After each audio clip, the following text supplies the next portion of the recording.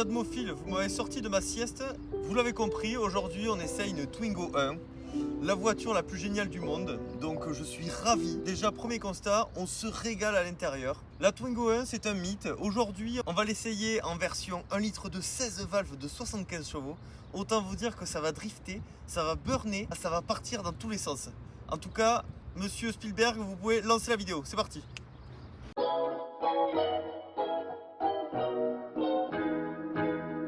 Cette Twingo, ça a été un petit peu lancé comme un coup de poker pour Renault. Coup de poker payant dès sa commercialisation en 1993 jusqu'à 2007. La Twingo s'est vendue comme des petits pains, comme des petits Chris Rolls. Chose notable, elle est restée 14 ans commercialisée. Combien ? 14 ans dans le milieu automobile, c'est juste énorme. Après, il y a eu plein de restylages et bien évidemment, il y a eu 4 phases. Malgré tout, ça reste énorme. Et donc la voiture s'est vendue à 2,6 millions d'exemplaires, soit un excellent score et tout simplement le record de la catégorie. Catégorie qui est les mini citadines, les citadines plus petites. En 2007, cette Twingo 1 fut remplacée par la Twingo 2 et là, la Twingo 2, qu'est-ce qu'elle s'est pris au lancement parce que les aficionados de celle-ci, ils étaient complètement furieux.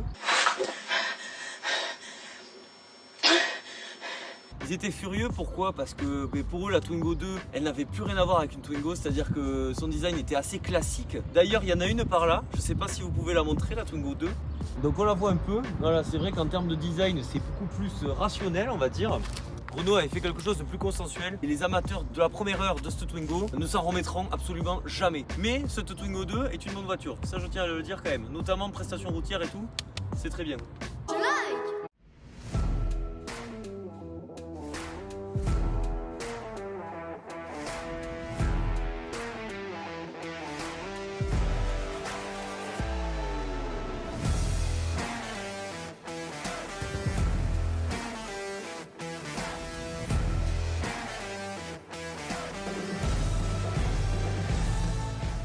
Je pense que cette vidéo va sortir après l'Euro. Vous saurez les Admophiles, mais pas nous. Moi je dis c'est l'Italie qui gagne. Toi tu dis quoi? Moi je dis c'est la France qui gagne. Mais toi t'es con. Parce qu'on vient d'apprendre que la Suisse, ces gens sympathiques, nous ont battus. Non je rigole, moi je dis que c'est la Belgique. Toi tu dis que c'est la Belgique. Notre autre caméraman est à fond sur l'Espagne, il l'a dit. Donc on te mentionne, monsieur Besson. Instant sportif mis à part, faisons un tour de ce véhicule qui c'est un peu une boîte à malice comme on pourrait dire. Alors viens avec moi Speedboog, on va commencer comme d'habitude par la partie avant. Qu'est-ce qu'on retient sur cette voiture? Cette partie avant, regarde-moi, on dirait qu'elle a des formes quoi. Voir qu'elle est un peu costaude, mais en fait c'est tout ça le principe de la Twingo. Cet œil très batracien, la grenouille, en plus en vert. On s'y croirait, on dirait qu'elle va te sauter dessus Spielberg, attention à toi. C'est une voiture qui fait très branchée et elle ressemble à une grenouille, elle a des phares qui sont très rigolos. Les aérateurs très typiques, un peu à la manière d'une 206, c'est rigolo. Qu'est-ce qui est caractéristique d'une 206? Ça, les ouïes d'aération. Je n'ouïe plus! Très typique. Autre petite particularité donc de la Twingo, c'est bien évidemment cet essuie-glace. Cet essuie-glace donc qui est unique. Ah, pourquoi à ton avis il est tout seul cet essuie-glace? Il est tout seul parce que il faut avoir un essuie-glace. Oui mais normalement il y en a deux. Je sais pas. Non je suis pas sûr. Non je sais pas. Donc pourquoi il est tout seul cet essuie-glace? Tout simplement pour des raisons économiques. Parce qu'avoir un essuie-glace ça coûte moins cher qu'en avoir deux. Il y a du vent. Oh putain le vent. Oh putain. Viens avec moi par là pour appuyer mes propos tu sais sur des véhicules vraiment monovolume. Tu vois? Genre le capot on le voit quasiment pas, tu vois ce que je veux dire? Le capot est très petit. La voiture est originale déjà par sa taille. Je sais pas où ils peuvent mettre le moteur d'ailleurs, hein. Il est peut-être à part. Le véhicule est assez haut et très court. Ça donne vraiment une impression de véhicule donc monovolume, un rond. C'est un rond et c'était révolutionnaire à l'époque. C'est pour ça aussi que le moteur, le capot prend très peu de place. Donc c'est pour ça qu'on a un habitacle aussi spacieux, c'est une des solutions pour ça. Viens voir ici Spielberg. Je vais raconter une histoire. Ah. Voilà, alors là, t'as vu, là c'est un trou. Mais normalement, il y a une antenne. Tu connais l'histoire de l'antenne? Non mais je connais l'histoire du trou. Raconte-moi l'histoire du trou alors. Non ça ira, non, je te la raconterai pas. En fait, là, il y a une antenne. Et pourquoi elle est au-dessus du rétroviseur alors que normalement, la plupart des antennes sont sur le toit? Je vais vous le dire. Pour faire venir l'antenne, il y avait une espèce de câble. Au lieu de le faire tirer jusqu'au toit, ce qui pouvait faire utiliser un câble plus grand qui allait coûter plus cher, mais Renault, ils se sont dit, bah, tiens, pour économiser des sous, on va le mettre là, l'antenne. On aura un câble un peu plus court, on va économiser quelques centimes. Les francs, c'est important. Salut, très cher client, j'aime l'argent. Là, on est sur un véhicule assez sportif quand même. Donc le 16 valves, hein, que nous allons tester tout à l'heure.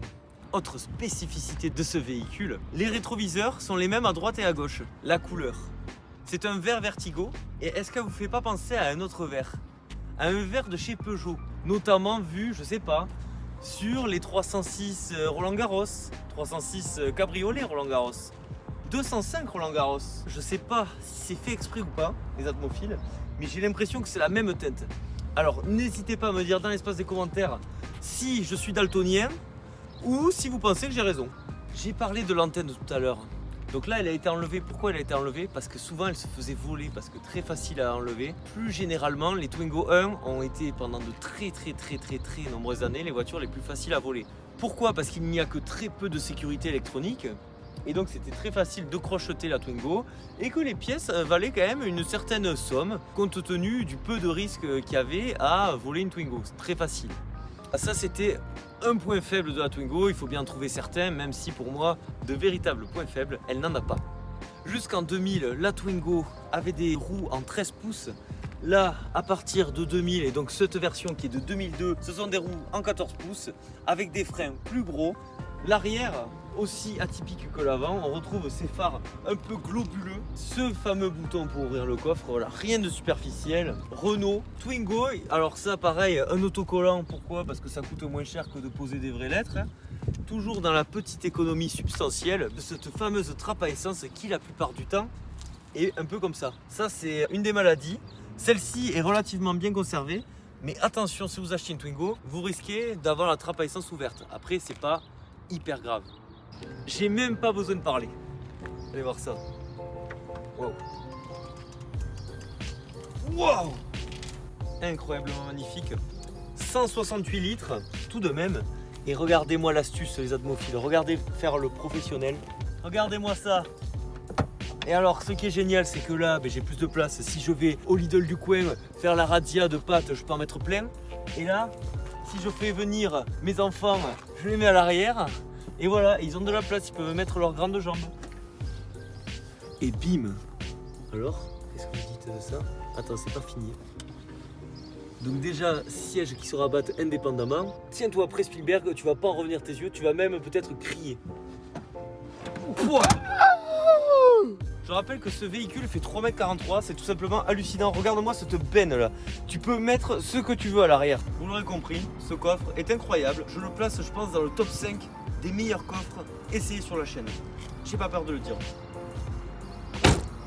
Je suis comme un pépère, hein. Je suis hyper bien, vois ça. Hyper lumineux en plus l'habitacle. Là j'ai des rangements. Les sièges sont confortables, 4 places, on est très bien assis. Regarde mes jambes, voilà l'espace que j'ai. C'est incroyable. Oh, attention, attention Spielberg. Je pourrais m'allonger con. C'est fou hein. La hauteur, c'est une énigme cette voiture. C'est une énigme. Attention, la bête. Alors c'est hyper marrant parce que regardez-moi ce mini capot. C'est vraiment microscopique. C'est mignon. C'est de toute beauté. On a le bloc 1.2 16 valves donc, qui a officié sur nombre de modèles Renault des années 2000 et même du début des années 2010. Petite anecdote, c'est que la Twingo, quand elle est sortie avec le moteur Cléon Fonte. C'est un moteur qui développait 55 chevaux, qui était de base sur la Renault 8. Donc c'était un moteur qui est sorti dans les années 60. Quand il est sorti sur la Twingo, ce moteur avait 30 ans d'existence. C'est une expérience de conduire les premières Twingo en Cléon Fonte. Après là-dessus, bon, on n'a rien de spécifique à dire, juste que tout semble assez accessible. Et en plus de ça, donc le 1.2 16 valves, en plus d'afficher des performances plus qu'honorables, il se révèle être très fiable et consomme peu. Un véritable allié du quotidien.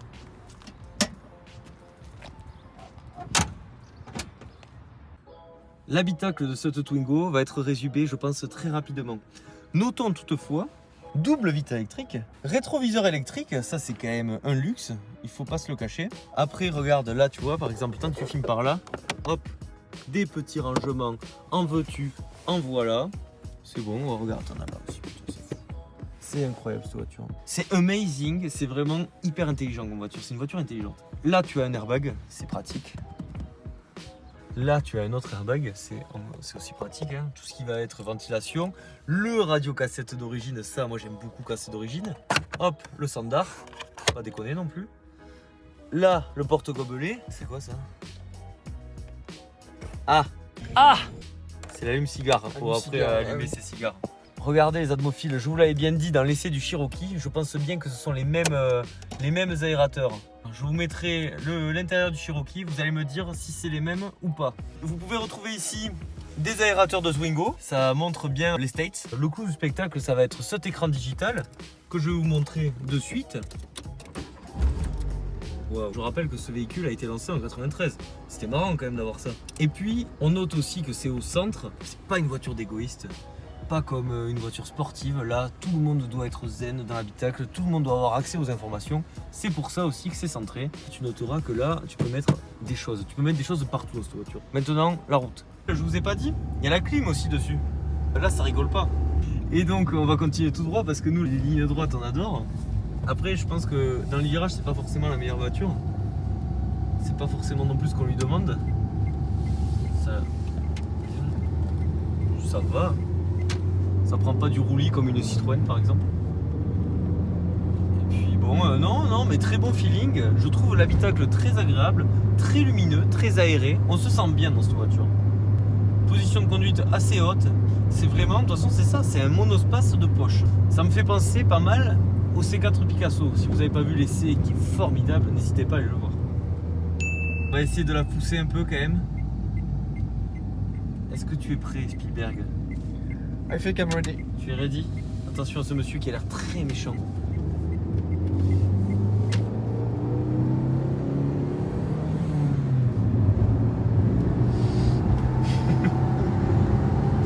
Non, ça va, ça va.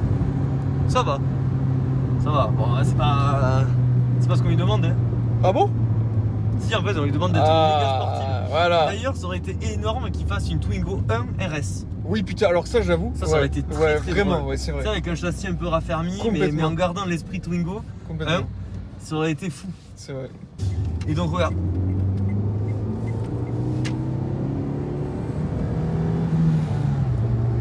Non, mais franchement, ça va, ça fait clairement le boulot. Je rappelle, donc un 0 à 100 atteint en 11 secondes 7. C'est un véhicule très homogène qui saura satisfaire la plupart d'entre vous. Je le pense.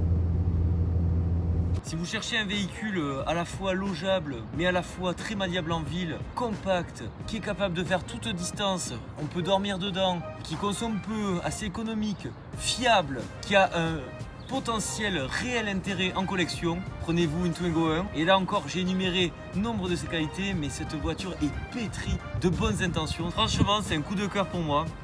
Je trouve que cette voiture, vraiment, elle a quelque chose d'intemporel. Maintenant, c'est le moment de la conclusion, vous connaissez bien. Le petit like, ça fait hyper plaisir pour le référencement, pour mettre Villebrequin en PLS. Vous le savez, on les a pas encore mis en PLS. L'abonnement à la chaîne, c'est hyper important. La chaîne est en train d'exploser. Merci. Le plus important, c'est quoi? C'est de prendre soin de vous. Donc prenez soin de vous. C'était Atmo, je vous dis à la prochaine. Et puis ciao!